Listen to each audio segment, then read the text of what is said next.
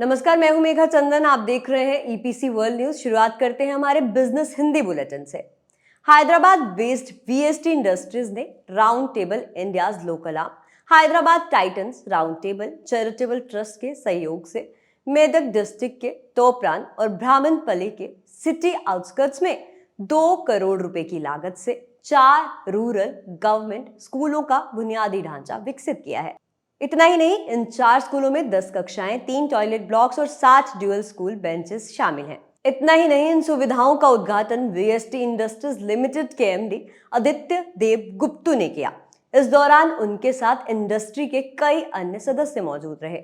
VST और round table India के बीच सहयोग एक उदाहरण है कि कैसे बिजनेस अपने कम्युनिटीज के भीतर सार्थक बदलाव ला सकता है। इसमें कई सक्सेसफुल बिजनेसमैन और प्रोफेशनल्स भी शामिल हैं जो अपने समुदाय में बदलाव और उत्कृष्टता लाने के लिए विश्वास करते हैं।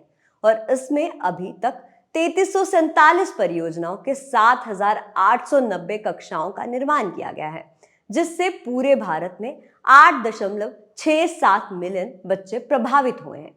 बिल्डिंग मटेरियल्स मार्केट्स और कंस्ट्रक्शन इंडस्ट्रीज आमतौर पर उन क्षेत्रों में से हैं जिनका 2023 के अंतिम तिमाही में फलने फूलने की भविष्यवाणी की गई थी। वहीं chief executive officer fame oyster और मिस्टर फेमी ओदले ने इन कारकों पर बात की जो अवधि के दौरान क्षेत्र में एक्टिविटीज को गति देगी। उन्होंने ये भी कहा कि इस बात से सहमत हैं क्योंकि सेंट्रल बैंक ऑफ नाइजीरिया की मॉनेटरी पॉलिसी कम्युनिटीज जल्द ही ब्याज पर बढ़ाने की योजना बना रही है, जिसका कारण देश में बढ़ती महंगाई और इसी को देखते हुए कैपिटल इंक्रीज से लाभ पाने के लिए इन्वेस्टर्स प्रॉपर्टीज, शेयर्स, बॉन्ड्स और टाइम डिपॉजिट में अपने धन को प्रोटेक्ट करने का विकल्प चुनेंगे।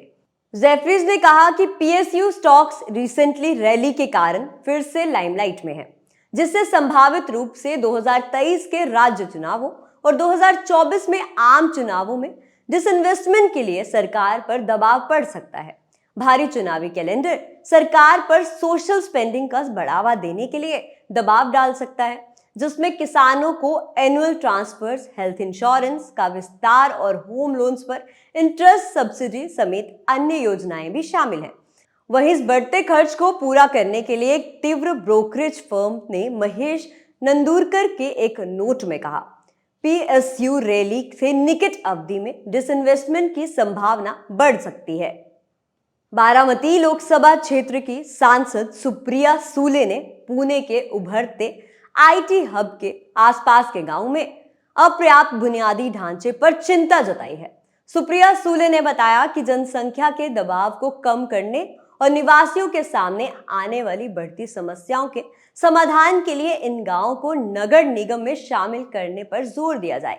वहीं इस दौरान आईटी पार्क के आसपास मैन और मारूनी क्षेत्रों के विभिन्न समाजों के निवासियों के साथ बातचीत करते हुए सुप्रिया सूले ने हिंजवाड़ी, मान और मारूंजी क्षेत्र के तेजी से शहरीकरण को रोकने की आवश्यकता पर भी जोर दिया और व्यापक विकास सुनिश्चित करने के लिए इन गांवों को तत्काल नगर निगम में शामिल करने का भी आह्वान किया। तो ईपीसी वर्ल्ड न्यूज के आज के इस बिजनेस बुलेटिन में फिलहाल इतना ही। आप देखते रहिए ईपीसी वर्ल्ड। हमारे चैनल को सब्सक्राइब करना ना भूलें। नमस्कार।